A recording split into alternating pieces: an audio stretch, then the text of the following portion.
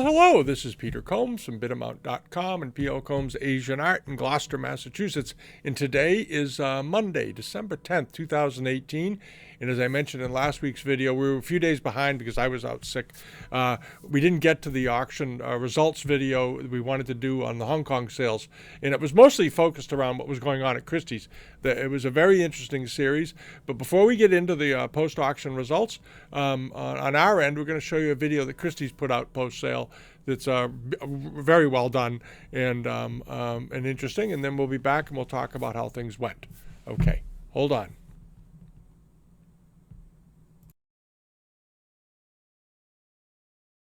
Lot 8008, Shusi's Wooden Rock, 300 million. We start 300 million, 320 million, 350 million, 3亿5千万, 3亿8千万, 3亿9千万 at 390. Rebecca's bid. Sophia's bid 400 million now, 4亿港币, 4亿 at 400 million. Sophia's bid. 410, 4亿1千万, 410 at 410 million. We're selling at Christie's in Hong Kong for 410 million. Last chance for 410 million. Sold 410 million. Thank you very much.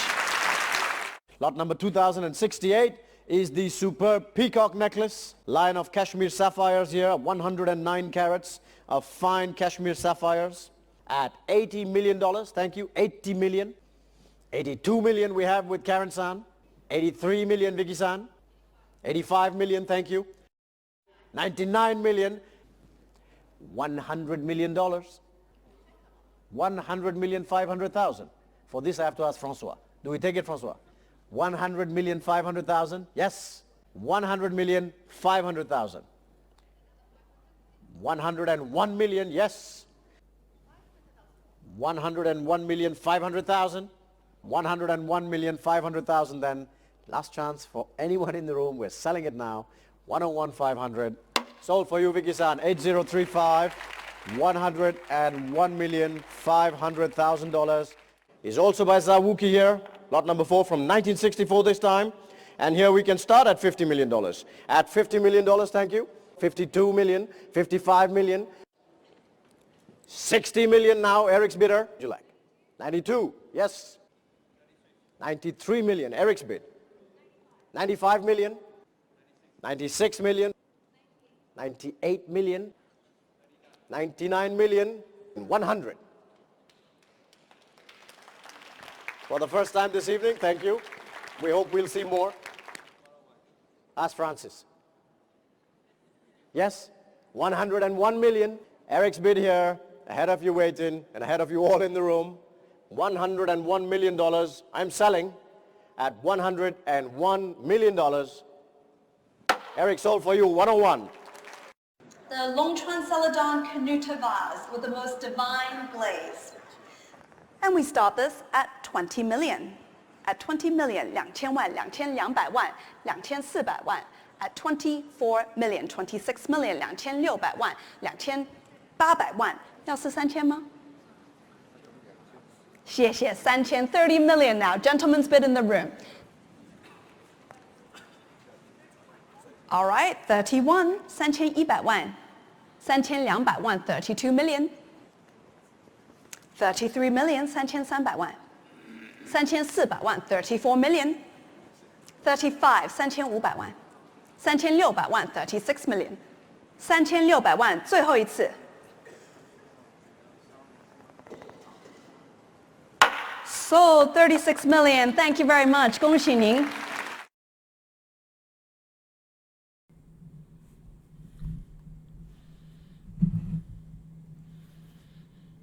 Well, that was just some of the highlights from the sales that went on in Hong Kong a couple of weeks ago. And if some of you got to peruse the post-auction results, you know the sales were overall pretty mixed. Some of the things did fabulously well. And we're going to go through them, and we're going to look at a few things that didn't even get off the ground. It seems to be a trend these days. Chinese modern works of art are doing extremely well still, very strong. classical Chinese paintings, as we saw with the Sung painting, did extremely well. $59 million roughly U.S. It's a good price. And now we're going to take a look over here, and we're going to start with the Christie's catalog on multifarious colors. This was 3 enameled masterpieces. They're all exceptional pieces. The sad part is that only one of them sold, and it was the one that we sort of focused on a few days ago when we did the pre-auction look, which was the blue-handled Huform vase. I liked it in particular for a variety of reasons. It was awfully well done, terribly well done, and just exceptionally rare with the coloration of the handles and the superb quality of the decoration. And it ended up selling for 5.7 million US, or 45 million Hong Kong. And rather surprisingly, the other 2 vases didn't sell. They failed to make their reserves, and it may be getting back to that thing, the Jade Springhill vase with the Qinlong reign, a beautiful write-up on it. It's a fairly well-known vase. It had been sold before, not that long ago, and the market has become very skittish. Even with extensive write-ups and a big push like this that Christie's gave it, and it was an honest push. I mean, this is the scholarship on this vase is exceptional, but sometimes that just isn't enough anymore. This was not a fresh to the market item. It's something that had been around. I don't know the whole track record leading up to how it ended up in the auction, but it was sold. About 15 or so years ago. Came out of the Yankee Tan Collection. And it just didn't go, okay? And that's all there is to it. And the other piece that didn't sell either was the rather nice floral. Hold on, we'll get over to it here. Bang, bang, bang. They put a lot of pictures of that Springhill vase on. I think they had high hopes for it. Was this Yankee brocade flower jar. This didn't sell either. And it didn't have an extraordinarily high estimate. It was in the $800,000 to $1.1 million range, and I think the market is just getting extremely picky, and that's what we saw. So you had 1 out of the 3 sell, and they put out a whole catalog. And this isn't something new. We've seen this a few sales ago. We saw it with Japanese bronze. There was a very rare Chinese bronze from a Japanese collection. They gave it a whole catalog, didn't get off the ground. There were some single catalogs done of moonflasts, didn't get off the ground, and the market is becoming extremely picky.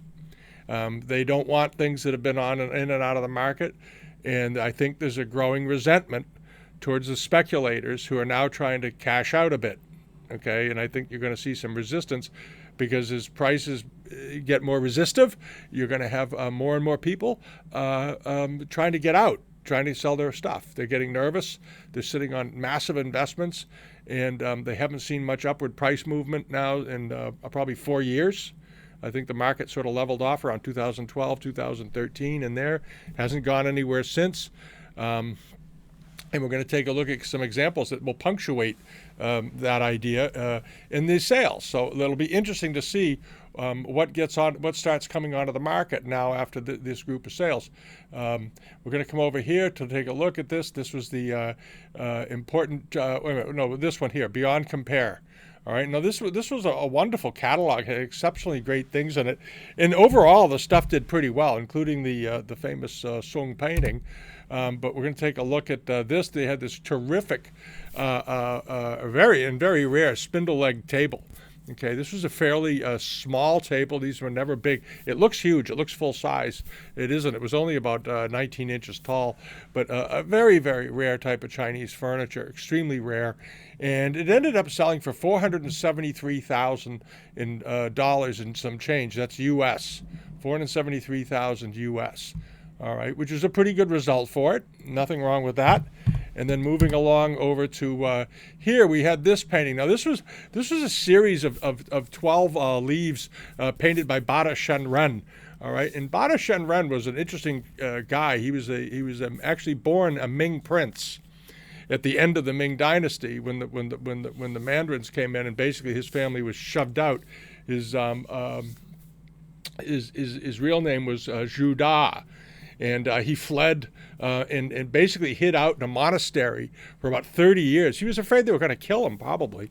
And but he was an artist, and he lived in a Buddhist monastery for about 30 years. And then when the Qing Dynasty became more established, he came down from the monastery and resumed life under the name of Bata Shunran. And he was a classical painter, exceptional artist, a very eccentric guy, too. I've read some stories about him. Apparently, he used to make all kinds of odd noises when he painted, and sort of bark and howl and carry on and so forth. He was an eccentric, and he was very much a Ming supporter all his life. He never really accepted the Qing Dynasty when it came in. In any event, this series of leaves that was sold did quite well. They brought $3,084,500 in change. All right, so about $3 million, and this is U.S. All right, if you want to know more about this guy, there's a big collection of Bata Shunran paintings at the Sackler Gallery in Washington. I think they have about 70 of them, and there's only a couple of hundred known in the world anyway. That are absolutely authentic by the artist. But if you want to learn more, you can go to the Fair Sackler Gallery and do some checking. It's pretty interesting. All right, he was a very eccentric, interesting painter. All right, and now on to the Ware bowl. This is part of what I thought this bowl would do a lot better. All right, now it didn't sell for nothing. It went for $7 million in change. All right, but I thought it would bring more than double that. And I'm really surprised at this price. And this, again, is getting back to the selectiveness of the market. And maybe even with something as rare as a Ware bowl coming on, but it has damage to it. I haven't heard anybody disputing that it's authentic. So I think it's just, again, pointing to, the people that maybe 10 years ago would have jumped at this thing. They've gone into other things. They're getting a little careful with their money. They're getting selective. And again, a pullback, okay?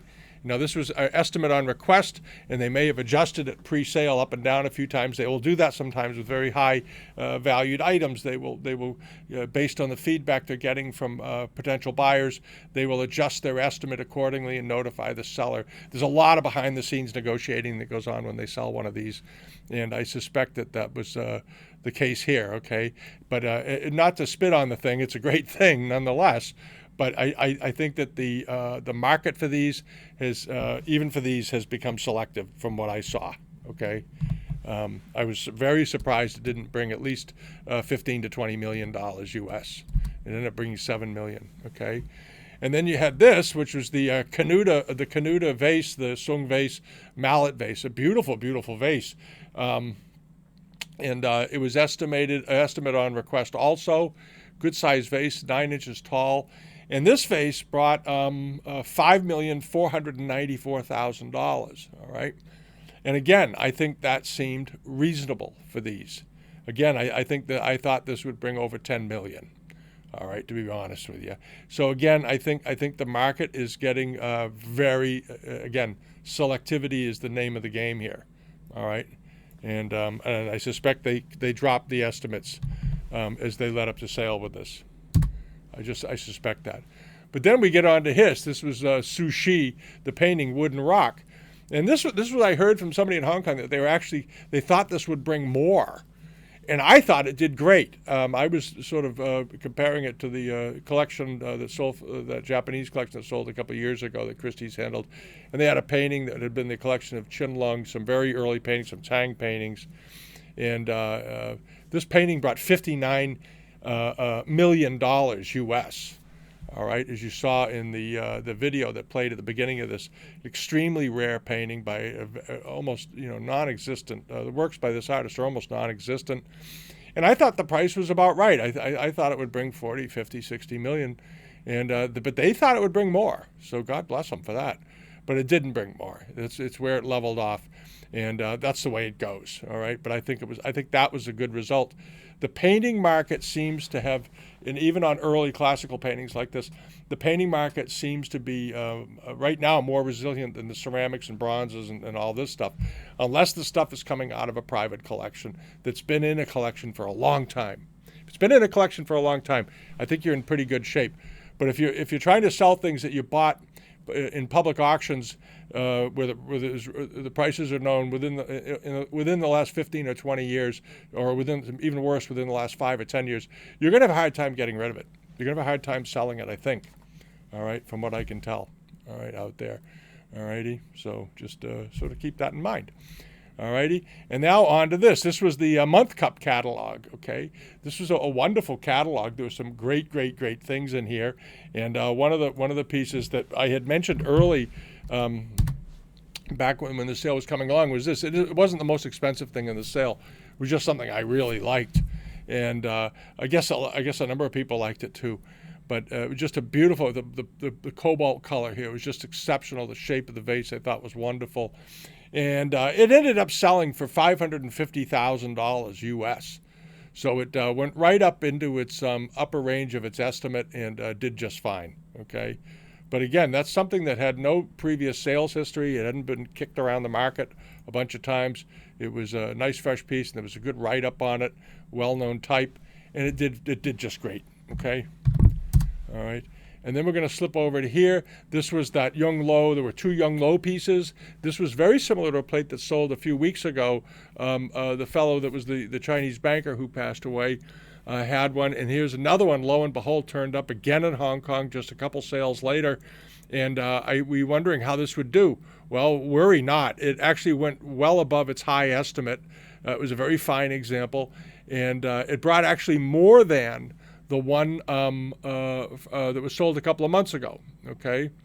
And it's been in a Japanese collection for a long time, as many of these early Ming blue and white pieces are. And it ended up selling for $1,182,000. And I think the one a couple of months ago went for about 700 and change. All right, now maybe in person this one looked a lot different. Who knows? It's hard to tell sometimes, okay? But perfect, very good result for that. Again, something that hasn't been on the market. Nobody had seen this thing in a long time. This was about a 15-inch plate and extremely rare and beautiful, okay? All righty, and then there was this, the Yongle Ewer, based on an Islamic metal form. And again, came from a good collection. It had been sold about 16 years ago at Christie's, and there was a little, wondering how it would do. Well, it did pretty well. It didn't blow away its estimate, though. It went for $780,000 US, or just sort of in the below the mid range of its 2 estimates. Okay, right in the sort of smack in the middle. But a rare thing, and that did okay. All right, nothing to complain about there. And then on to the cover lot, which I thought it was a pretty good buy. I mean, it's in millions of dollars and so forth. But this was the set of 12 blue and white Kangxi month cups. Now, these are extremely rare. There's only about 6 sets of these month cups known in blue and white. There are lots of them done in Wu's Eye and other in colored enamels. But blue and white sets are very, very, very rare. And I thought this might bring 10 or so million. I thought this would do pretty well. And it did fine, but it brought 4.6 million. And a few months ago, we saw some enamel cups, these month cups go, and they were bringing, 80 to around 100,000 a piece. All right, so I kind of thought, well, those are fairly not common, but relatively speaking, they're common. So I thought these cobalt ones with this on this beautiful eggshell would bring more. I just thought they would, and they just didn't. They didn't attract that kind of attention, and they ended up selling for a little under $5 million, which isn't a bad result by any stretch of the imagination. But they were estimate on request. All right.